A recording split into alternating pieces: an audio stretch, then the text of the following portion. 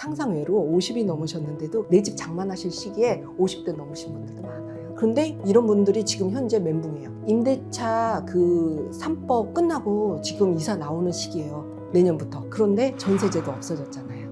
뭐 하셔야 돼요? 사셔야 돼요. 그분들은 그러네요. 살림의 규모도 커지셨어요. 우리가 333 제도 생긴다고 하더라도 이사 다니는 건 맞잖아요. 네, 전세 대출이 최대 5억 정도까지밖에 안 나온다고 그러더라고요. 그냥 전세가 없어졌다고 하는 게 현장은 맞아요. 아 정말요? 네. 현장에서는 사실상 이제 전세는 우리나라에서 없어졌다. 없어진 거예요. 그런데 방법은 있어요.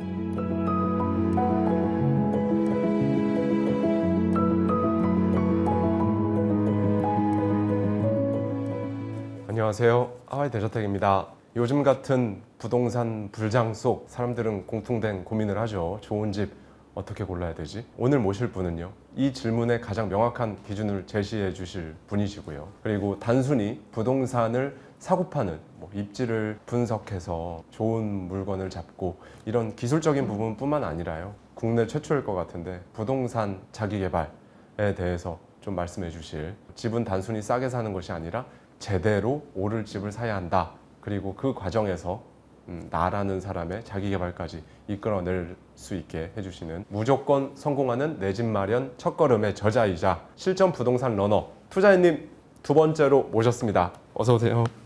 반갑습니다. 안녕하세요. 하와이 대저택 구독자님들, 매체에 많이 나오지 않지만 하와이 대저택에 2번씩이나 나오고 싶은 이유는 여러분들이 너무 좋아요. 그 하와이 대저택을 보시고 들으시는 여러분들하고 얘기 나누고 싶어서 나왔습니다.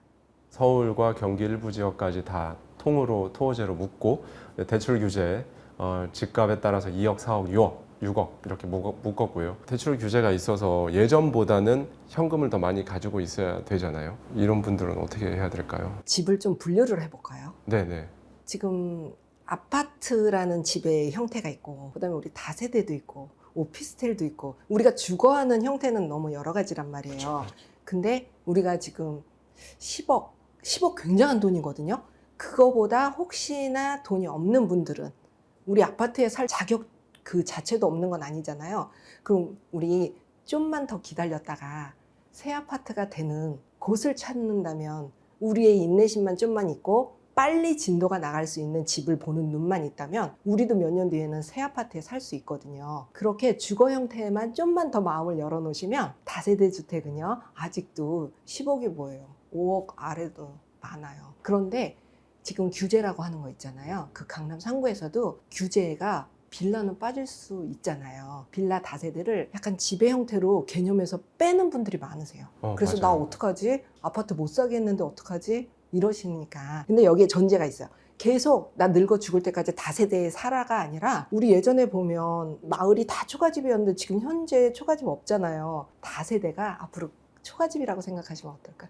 그러면 바뀌어요. 새 집으로. 그런 새 집이 될 집을 찾는 눈을 키우자고 제가 한 분 한 분 찾아가면서 얘기를 해드릴 수가 없는 거예요. 그래서 이번에 책을 쓴 거예요. 네, 책에서도 계속 그런 부분을 강조해주고 계세요. 집을 보는 순서가 잘못되면 평생 헤맨다는 말씀을 네. 해주셨잖아요. 네, 맞아요. 보통 집을 보는 순서를 아시나요? 라고 10분께 물어보면 거의 대부분 네. 모르실 거예요. 네. 집을 볼 때 가장 먼저 확인해야 될 기준이랄까? 이 순서 어떻게 될까요? 우리 둘이 가족이에요. 예.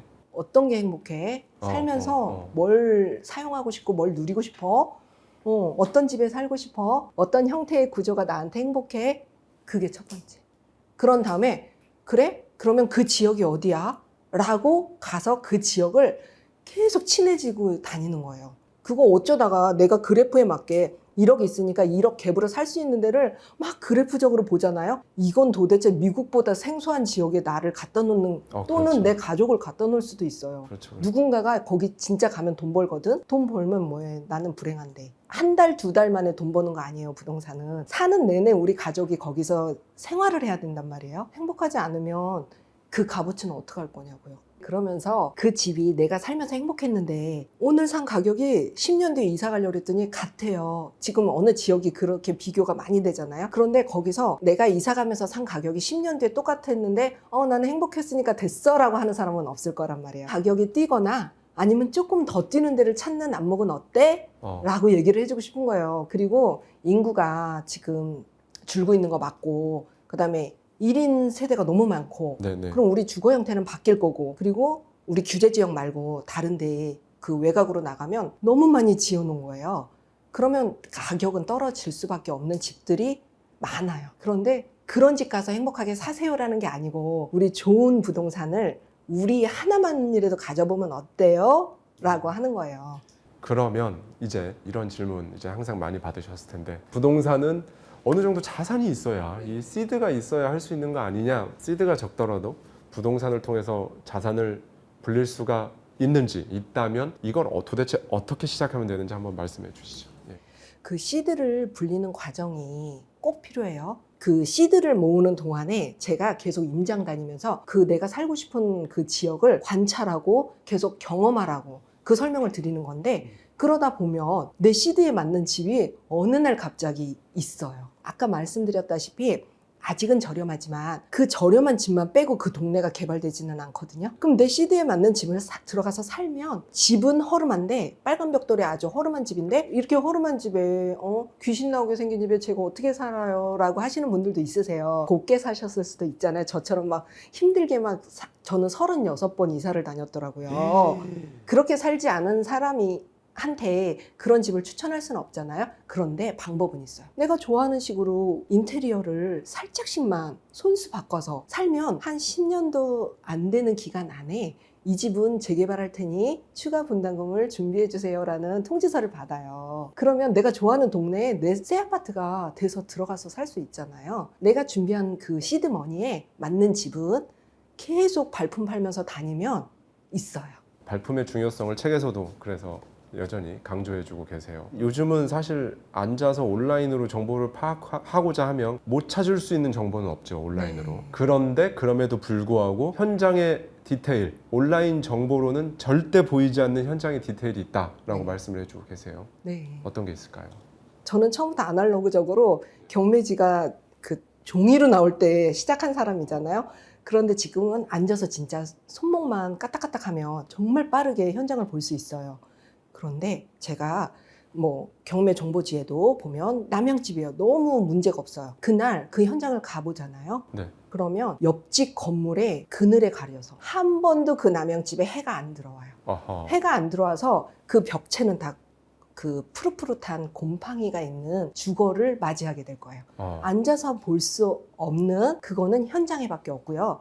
또 하나, 이웃에 정말 저랑 너무 안 맞는 분이 사실 수도 있는데, 이번에 저도 입찰을 못 들어간 이유가 있어요. 그러니까 매수를 못한 거죠. 그 이유가 윗집이 겨울인데도 창문이 깨진 상태로 살고 계시더라고요. 창문은 타이에서 깬 거라는 흔적이 있었어요. 금이 간 게 아니고 파손을 시켰더라고요. 근데 겨울이면 추우니까 그거를 갈아야 되는 게 우리 기본 상식이잖아요. 근데 갈지 않고 사시는 분이면 굉장한 강성이거나 그게 익숙하시겠구나.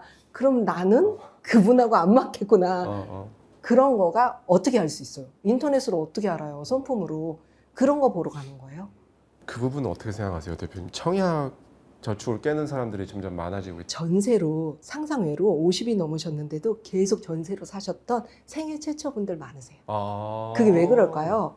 그냥 편하잖아요. 세금도 안 내고. 그런데 이런 분들이 지금 현재 멘붕이에요. 임대차 그 3법 끝나고 지금 이사 나오는 시기예요. 내년부터. 그런데 전세제도 없어졌잖아요. 뭐 하셔야 돼요? 사셔야 돼요. 그분들은 그러네요. 살림의 규모도 커지셨어요. 우리가 333 제도 생긴다고 하더라도 이사 다니는 건 맞잖아요. 네. 그러니까 이사 다니시지 말고 네. 내 집 장만하실 시기에 50대 넘으신 분들도 많아요. 아, 그렇군요. 네. 전세 대출이 최대 5억 정도까지밖에 안 나온다고 그러던데. 그냥 전세가 없어졌다고 하는 게 현장은 맞아요. 아, 정말요? 네. 5억짜리에 그분들이 움직일 집이 없어요. 현장에서는 사실상 이제 전세는 우리나라에서 없어졌다. 없어진 거예요.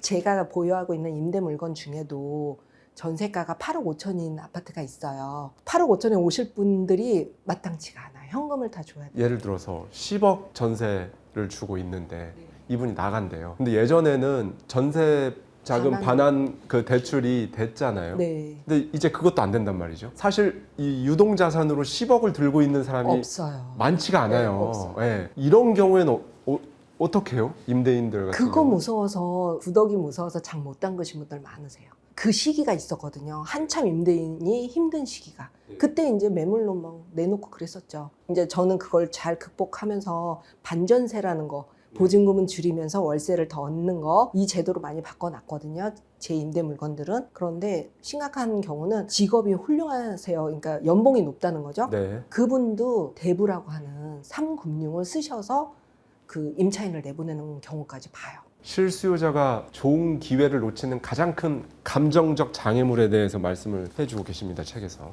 일단 실수요자가 감정적으로 큰 장애물, 그래서 그걸로 인해서 실수를 하는 케이스 어떤 게 있을까요? 무조건 실수요자라는 거를 본인이 모를 때 실수요라는 건 필요하다라고 전제가 깔려야 되는데 왜 필요한지를 모르는 거예요. 그리고 why not도 몰라요. 그래서 왜 안 돼? 네. 는지도 모르는 거예요. 그러니까 why도 생각해 보는 시간이 항상 필요하거든요. 지금 현재의 상황은, 처해 있는 상황은 실수요를 해야 돼. 그러나 왜? 라고 물어봤을 때 이러이러해서 나는 이래, 내 가족은 이래, 이러이러하니까 지금 딱 집이 필요해. 그러면 됐어요. 거기서 됐고요. 그 다음에 why not? 안 된다는 걸 왜 자꾸 갖다 붙이는 거예요, 도대체. 지금 현재 조건은 다 맞거든요. 살 수 있어요. 자격도 되고 돈도 되고 다 돼요. 그런데 나는 안 될 것 같아요. 마지막 도장 찍기 전에 그래요. 그 허들 넘는 그것 좀 우리 한 번만 넘어보면 집이 주는 행복이 얼마나 소중한지, 내 몸을 누이고 내가 휴식할 수 있는데 라고 관점으로 좀 접근해보자는 거죠. 지금은 뭐 사실 정말 큰 자산가가 되신 투자인님도 이런 감정적인 이유로 실수를 했던 쓰라린 경험이 있으시죠? 감정적인 게, 우리 부모님이 어떤 집에 계시다가 안 좋게 돼서 그 집에서 이렇게 짐을 싸서 이사를 나오셨을 거 아니에요? 네. 그러면 관점을 이게 왜 나한테 필요한데? 뭐 이런 식으로 따져보지 않은 거예요. 무조건 관점을 어디다 뒀냐면 우리 부모님한테 이 집을 다시 회복해드려야지, 여기에 맞춘 거예요. 투자 관점에서는 빵이에요, 빵. 감정적으로. 감정으로 다가간 거예요. 레버리지는 잘 쓰면 도구이고 못 쓰면 덫이다 라고 말씀을 해주셨어요. 레버리지를 활용한 투자, 그러니까 어디까지가 영끌이고 어디까지는 이거는 영끌을 넘어서 무리한 투자다. 어떻게 기준을 어떻게 보시나요? 지금 자산 소득이 매달 뭐 얼마를 벌 거다, 연봉이 얼마다. 그러다가 그 직장이 갑자기 그만뒀을 때 몇 달은, 몇 년은 버틸 수 있는 자금 여력이 있는가. 그 범위를 내가 알고 있잖아요. 다른 사람도 아니고. 그 감당이 가능할 때 연끌을 했다는 건 팔리지도 않고, 이거는 이자도 못 내고, 이게 연끌이에요. 괴로운 상황. 그렇지만 매달 낼 수만 있다면 그처럼 행복한 건 없고요.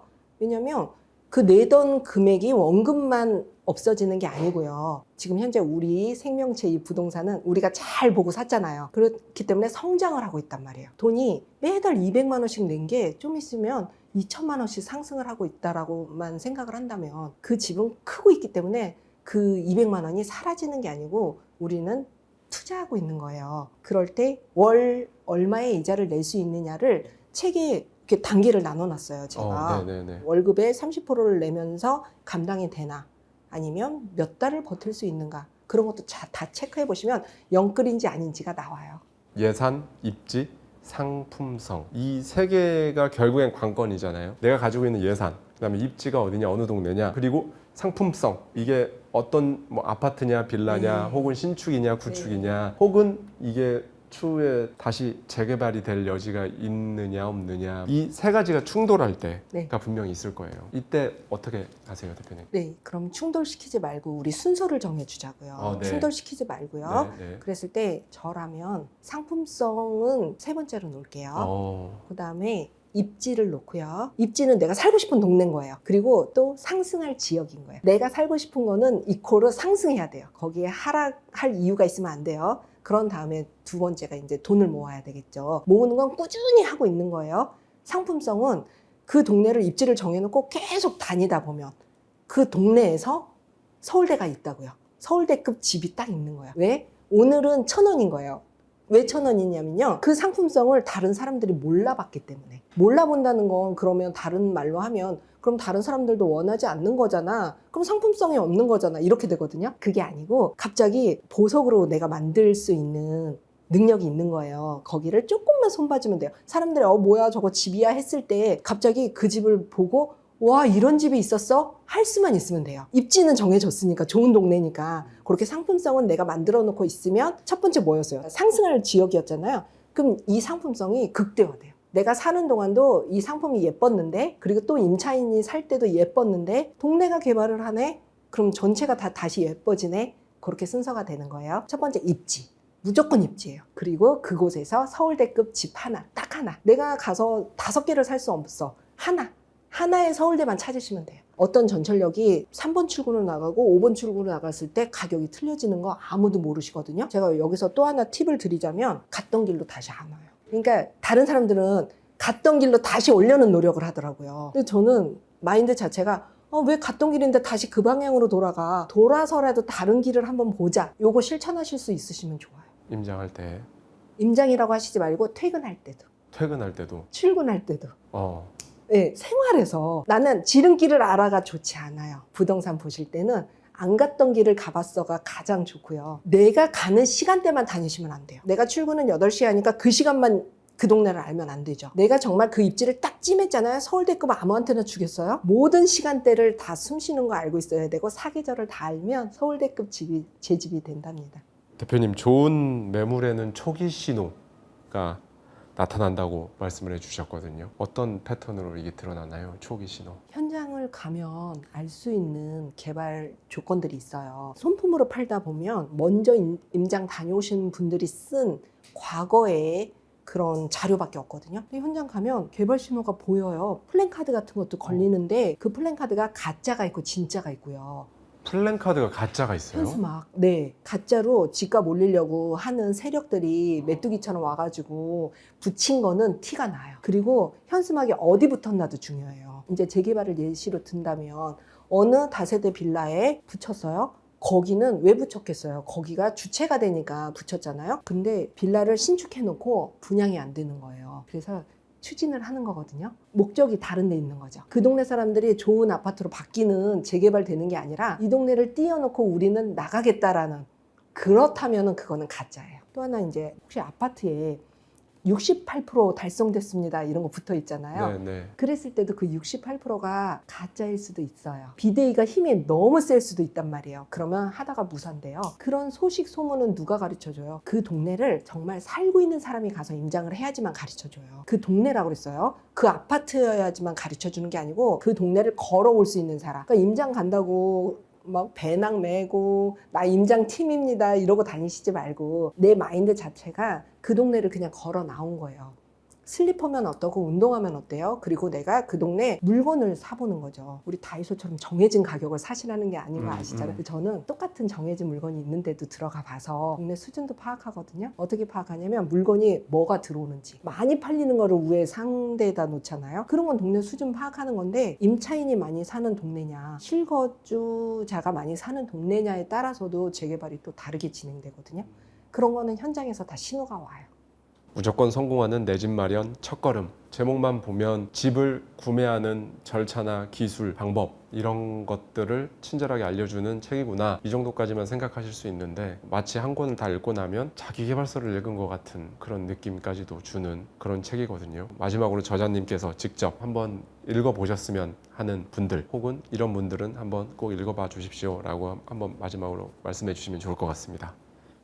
제가 이 책을 쓰면서 부동산 정보 지식을 주는 책이라고 생각을 했으면 다른 채널에 가서 책을 막 홍보했겠지만, 저는 하와이 대저택을 보면서 마음 수양을 하는 사람이라서, 지금 하와이 대저택을 보시는 분들은 어차피 마음 수양이 처음에 목적이신 분들인데, 내가 지금 갖고 있는 상황이나 아니면 자금이 돈이 그만큼 안 되고 목표하는 곳에 못 가시더라도 글씨로 필사하면서 마음 수양하시잖아요. 그것처럼 이 책은 그런 책이에요. 부동산을 계속 열망하시고 소망하시면 실천을 하나씩 시뮬레이션을 돌려보세요. 그러다 보면 어느 순간에 내가 그 집에 입주해 계실 거예요. 장담해요. 저는 해봤던 사람이잖아요. 네, 오늘 긴 시간 동안 투자인님 모시고 이렇게 말씀 나눠봤습니다. 오늘 저희가 나눈 대화는 내 집 마련 첫걸음, 이 책의 굉장히 일부분에 관련된 내용들만 대화를 나눴고요. 좀 더 자세히 알고 싶다 하시는 저희 구독자님들은 이 책의 일독을 한번 저는 권해드립니다. 오늘 긴 시간 동안 수고 많으셨습니다. 감사합니다. 감사합니다. 네.